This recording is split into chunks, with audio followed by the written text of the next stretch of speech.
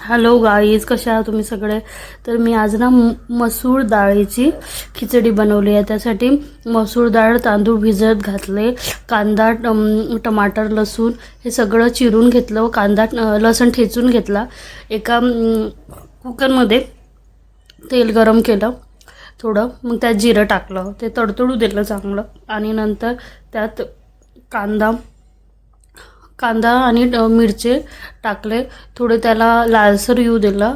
आणि मग नंतरच त्यामध्ये मी लसणाची पेस्ट टाकली, कारण मग लसणाची पेस्ट आधी टाकली तर मग ते लागू शकतात, थोडीशी जळू शकतात. म्हणून मग पहिले मी कांदा आणि मिरची टाकले, मग लसणाची पेस्ट टाकली, ते लसण काढून घेतलं होतं ते. आणि मग नंतर त्याला चांगलं परतून घेतलं, थोडं त्याला शिजू दिलं तेलामध्ये.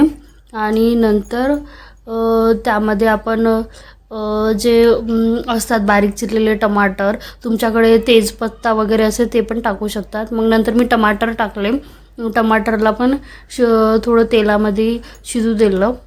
आणि नंतर ते सगळं चांगलं शिजतपर्यंत मग नंतर मसाला काढून घेतला. मी ते यामध्ये नाही दाखवला, पण मग चवीनुसार मीठ, तिखट, हळद, थोडा मसाला असेल तर ते पण त्यामध्ये टाकून घेतलं.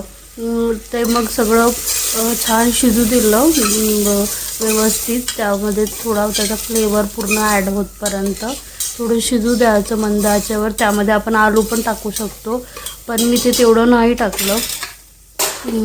ते थोडं शिजू दिलं. आणि मग नंतर जे मी थोडा वेळा अगोदर तांदूळ आणि मसूरची डाळ हे भिजत घातली होती. मग नंतर ते त्याला स्वच्छ धुवून थोडी पाण्यामध्ये घेऊन त्याला मग धुवून टाकलं. आणि मग नंतर ते त्यामध्ये ॲड केलं.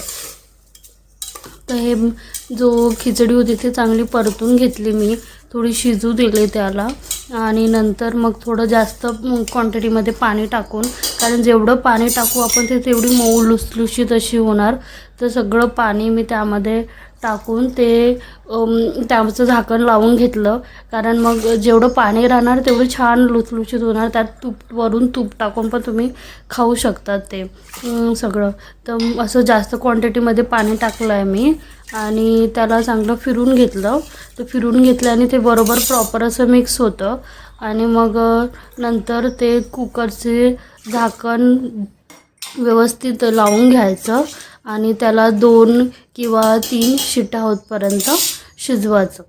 आणि मग अशा प्रकारे डाळचा राईस तयार आहे. खिचडी, त्याला मसूरची खिचडी म्हणतो. खूप स्वादिष्ट आणि टेस्टी लागते. त्यासोबत पापड, लोणचं असेल तर खूप भारी लागते. थँक्यू. तुम्ही पण